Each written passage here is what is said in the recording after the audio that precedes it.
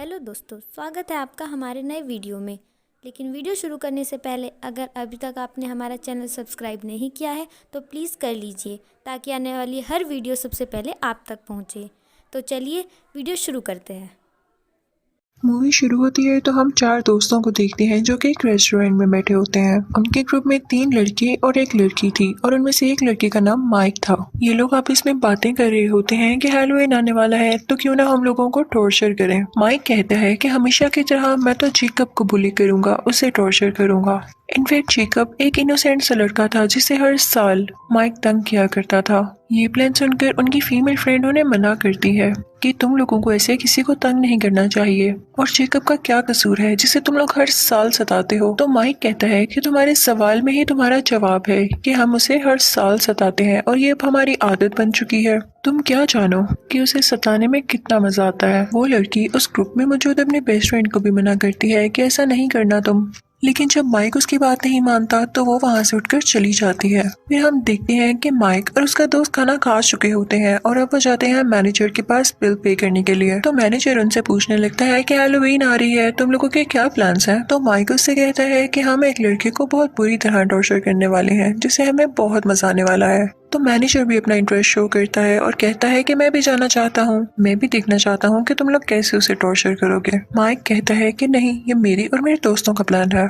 तो वो मैनेजर उसे काफी रिक्वेस्ट करता है और आखिरकार माइक मान जाता है उसे अपने साथ ले जाने के लिए जेकब को टॉर्चर करने। अब हम जान लेते हैं कि जेकब था कौन। वो एक मेंटली लड़का था जिसका दिमाग ठीक से काम नहीं करता था और ना वो ज्यादा कुछ सोच पाता था। उसे कैंडीज खाना बहुत पसंद था और सबसे बढ़ के कॉर्न कैंडी, जिसे वो एक पम्पकिन बास्केट में लिए फिरता था। वो एक फेस्टिवल की तरफ जाता है। बेसिकली वो यहाँ पर एक वर्कर के तौर पर आया था। तो फेस्टिवल का ऑनर उससे कहता है कि तुम अपने पूरी लगन से काम करना, पूरे ध्यान से काम करना और याद रहे कोई भी ऐसी हरकत ना करना जिससे तुम्हारी या मेरी बेइज्जती हो। इनसे वो ऑनर उससे कहता है कि शो शुरू होने ही वाला है, तुम अपनी तैयारी कर लो। लेकिन जेकब जैसे ही बाहर आता है उसके सामने माइक और उसके वही लोग खड़े होते हैं जो कि इससे तंग करने लगते हैं। लेकिन जेकब ये सब बर्दाश्त करके तंग आ चुका था। वो खुद के डिफेंस में माइक को धक्का दे देता है ताकि वो उसे कुछ ना कहे। लेकिन माइक को और ज्यादा गुस्सा आ जाता है और वो उसे बहुत मारने लगता है। उसके साथी भी उसे मार रहे थे जिसकी वजह से जेकब वहीं पर मर जाता है। ये सब कुछ होता हुआ माइक की फीमेल फ्रेंड भी देख लेती है क्योंकि वो वहाँ पर छुप के खड़ी हुई थी। उसके दिल को कुछ होने लगता है कि ये लोग कैसे किसी की जान ले सकते हैं। फिर हम देखते हैं कि माइक और उसके दोस्त जब घर जाते हैं तो उन्हें इस बात का कोई रिग्रेट नहीं होता कि हमने किसी की जान ले ली, बल्कि वो कहते हैं कि जेकब की गलती थी। हम हर साल उसे टॉर्चर करते थे और वो हमारा टॉर्चर बर्दाश्त कर लेता था, सह लेता था। लेकिन इसी साल उसने खुद को प्रोटेक्ट करने के चक्कर में मुझे धक्का दिया तो क्या मुझे गुस्सा ना आता। यानी इतने जालिम थे ये लोग। दूसरी तरफ हम देखते हैं कि माइक की वही फीमेल फ्रेंड बहुत बुरा फील कर रही होती है जेकब को लेके। जब फेस्टिवल में शो का ऑनर ये देखता है कि जेकब को किसी ने मार दिया है तो उसे बहुत गुस्सा आता है कि मेरी वर्कर को कोई ऐसे मारकर कैसे जा सकता है। वो दिल का अच्छा इंसान होता है। वो जेकब की बॉडी को उठाकर अंदर ले आता है और उसके फेस पर कोई मास्क पहनाता है। उसके बाद वो एक रिचुअल करने लगता है जिससे किसी की सोल उसके अंदर आ जाती है और अब जख्मी जेकब फिर से जिंदा हो जाता है ताकि वो बदला ले सके उन लोगों से अपने मर्डर का। दूसरी तरफ हम देखते हैं कि माइक की फीमेल फ्रेंड टाउन के शेरिफ के पास जाती है और उसे सब कुछ बताती है कि जेकब को किन लोगों ने मारा और किस तरह मारा। तो शेरिफ ये सब सुनकर कहता है कि ठीक है, मैं इसे नोट कर लेता हूँ, लेकिन अभी तक मेरे पास इसकी कोई रिपोर्ट नहीं आई। लेकिन जब शेरिफ को पता चलता है कि टॉर्चर करने वालों में से एक उसका बेटा ही था यानी माइक, तो उसे यकीन नहीं आता कि मैं टाउन का शेरिफ हूँ और मेरा बेटा ऐसे कर सकता है। तो वो सीधा उस फेस्टिवल के ऑनर के पास जाता है और उससे पूछता है कि जेकब कहाँ पर है, उसे क्या हुआ था। तो वो ऑनर उससे कहता है कि सबको गलत लगा कि वो मर गया है, वो बस कुछ जख्मी था, अब मैंने उसे रेस्ट करने उसके घर भेजा है। क्योंकि बात तो सच थी कि ऑनर की हरकत के बाद हम जेकब को मरा हुआ तो काउंट नहीं कर सकते थे ना। शेरिफ सीधा जेकब के घर जाता है और दरवाजा नॉक करने लगता है, लेकिन कोई भी दरवाजा नहीं खोलता तो वो वापस आ जाता है। फिर हम माइक की उस फीमेल फ्रेंड को देखते हैं। उसका एक दोस्त उससे मिलने आता है और वो उसे बताता है कि शेरिफ ने इन्वेस्टिगेशन की है और उन्हें पता चला है कि जेकब अभी जिंदा है। ये सुनकर उस लड़की को थोड़ा सुकून होता है कि शुक्र है वो जिंदा तो है।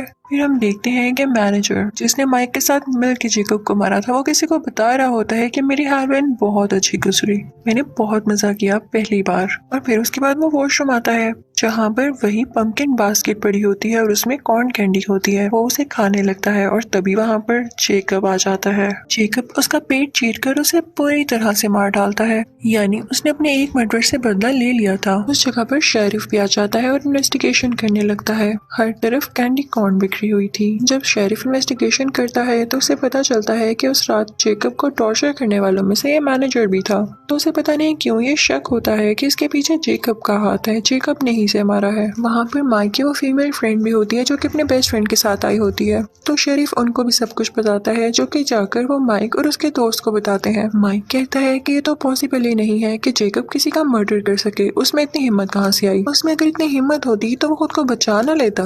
और जहाँ तक बात रही मैनेजर के मर्डर की, तो हो सकता है उसके किसी दुश्मन ने उसका मर्डर किया हो, जरूरी तो नहीं है कि जेकब ही हो।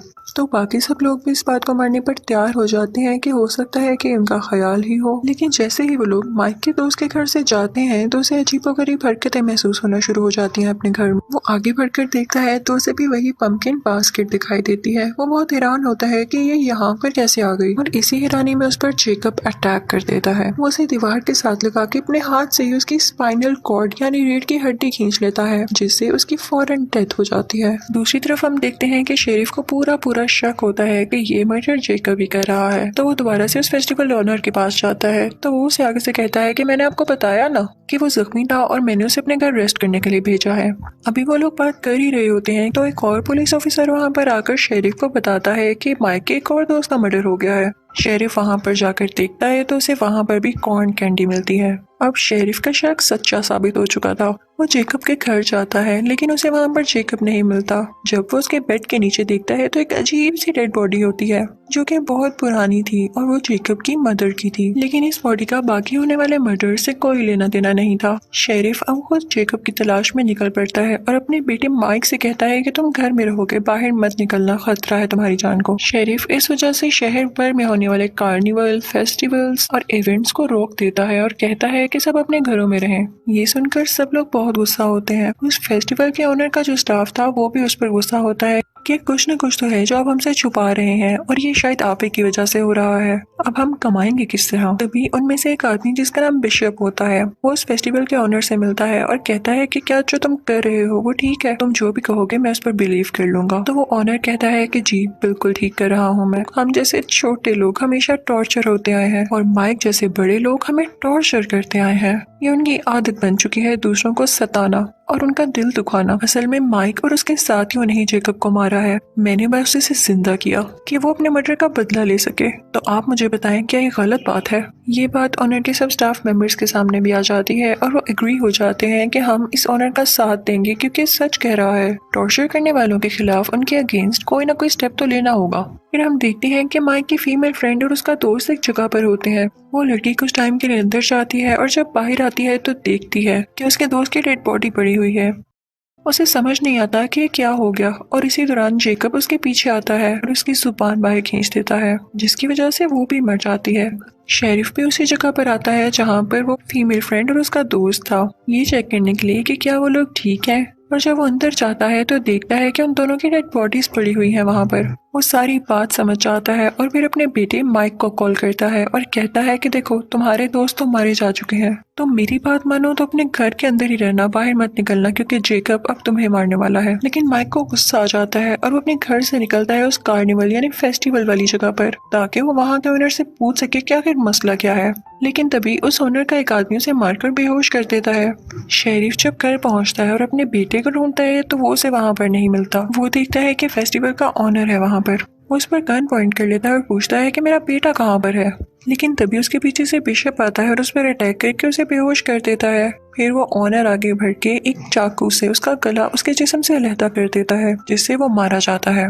अब हम माइक को देखते हैं जिसकी आंख खुलती है तो वो देखता है कि वो एक चेयर से बंधा हुआ है, उसके आसपास कोई भी नहीं है और वो हेल्पलेस है। तभी दूर से वो शेरिफ की गाड़ी को आते हुए देखता है, यानी उसके फादर की गाड़ी को। तो वो खुश हो जाता है कि मेरे फादर आ गए मुझे बचाने के लिए। लेकिन ये उसकी गलत फहमी थी क्योंकि गाड़ी में तो उसका फादर था ही नहीं, बल्कि उसका सर गाड़ी के ऊपर था, जिसे देख के माइक रोने लगता है क्योंकि वो जानता था क्या वो भी मारा जाएगा, उसके फादर जो नहीं रहे। तभी आता है जेकब उसके सामने, जो कि अब उसे बहुत बुरी तरह टॉर्चर करके मारने वाला था। उसके दोनों बाजू उसके जिस्म से लहता कर देता है और फिर एक एक करके उसके सारे दांत निकाल देता है और इसी तरह वो उसे टॉर्चर कर करके उसे मार डालता है। फिर सीन चेंज होता है और हम उस फेस्टिवल के ओनर को देखते हैं, जो कि किसी दूसरे शहर में अपना शो कर रहा होता है। वो वहाँ पर एक लड़की को एक नेकलेस देता है जो कि माइक के दांतों से बना हुआ था और उसे बता रहा होता है जेकब के बारे में। तो वो लड़की कहती है कि मुझे इस बात पर यकीन नहीं है कि वो कैसे जिंदा हो गया और कैसे लोगों को मारता है। तो वो ऑनर उससे कहता है कि कुछ लोग मासूम लोगों की बिला वजह जान ले लेते हैं,